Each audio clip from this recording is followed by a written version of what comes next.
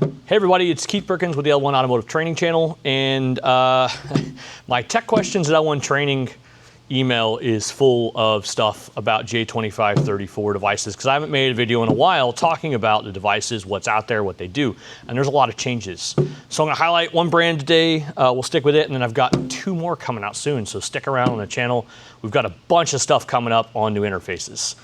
So forever we've used the Cardac 3. That has been, since it came out, that has been our bread and butter on J2534 devices. We actually stopped purchasing Volkswagen OEM interfaces, Toyota OEM interfaces, Honda OEM interfaces, and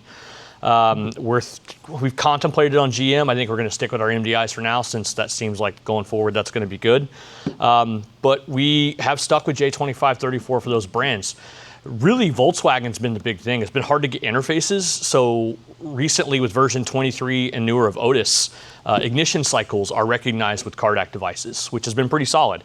So when we were at SEMA, I had mentioned to the guys at Opus about the new devices they have, because they had two that we weren't super familiar with. We had bought a Super Goose about a year ago, have been using it. I have a video coming out soon on that, on what we've kind of experienced with that. And all good so far, especially for the price point. I think it's a solid device. But what we picked up at SEMA that I thought was of real value to the most technicians out there was the Cardac Pro. So this is their Cardac Pro. It's got, I got the cables off because it's easier for video, right? So it is a Cardac 3 capable style device. It is a full suite of J2534, just like the Cardac 3.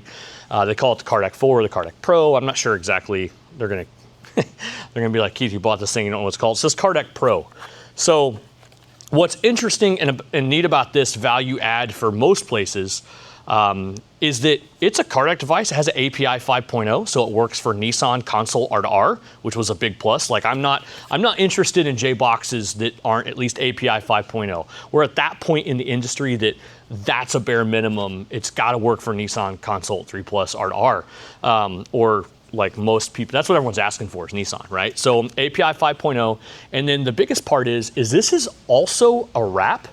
So if it's a brand you're not familiar with at your shop, maybe you just do domestics and you're like, hey, we got a J-Box, we do domestics, but we got this Nissan that rolls in, this Toyota that rolls in, this Honda. You could submit a request to them right on the tool and for a remote session, and they'll log in the tool and do the programming for you, because it's all right here. It's a wrap, which it's way better than the huge box they got. Because let's face it, most shops, most of you guys, you've got programming power supplies out there. You almost can't buy a battery charger anymore that isn't set up for programming. So there's that. Not to mention, it's also an IVS 360 interface. So if you're a shop that needs help every once in a while with diags or something, you can submit the request right on the tool. So that was pretty slick.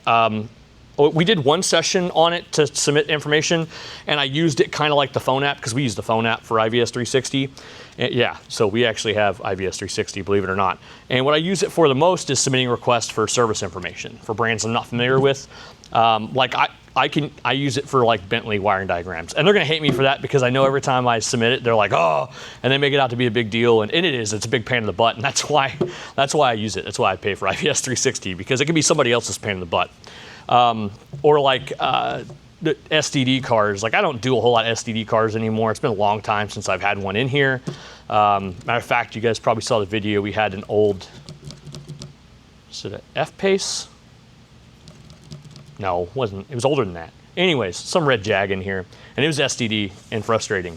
And so I just called and like, walk me through how to do this CCF. I didn't remember how to do it. So anyways, that was fun. So, but it's also wireless still, so you can use it diagnostic wise. It's everything a Cardac is, so it's pretty solid. Happy with the purchase. I don't use the wrap really a whole lot. I don't remember the last time we did a wrap event. It was when Blue Link was first acquired and Mercedes was there, so your mileage may vary. If you're a shop that uses a wrap interface or is looking at getting a wrap interface, that might be the way to go. I pick them up from Isaac over at Auto Rescue Tools. There's tons of vendors out there, but Isaac gives awesome support. And I think I probably have some kind of package I think he has some kind of package where if you buy a Cardac 4, you get some training from me. I'm not sure. Don't hold me to that. I'll probably have to edit that out of the video. Anyways, solid device. Happy with the upgrade / lateral movement. I feel like for us here at L1, two solid devices. If you're a shop that ever needs tech support or remote programming or any of that stuff, probably a pretty decent add-on if you're looking at getting a wrap anyways. And it takes up way less space than the huge wrap box. Stay tuned for videos coming up soon on like the Super Goose and a few other tools from other brands, some other J-boxes, one other J-box that seems to be doing a solid job we'll talk about and works for Nissan. So stick around for that video, but thanks guys. We'll see you next time, and hang out for more videos with the Cardac Pro.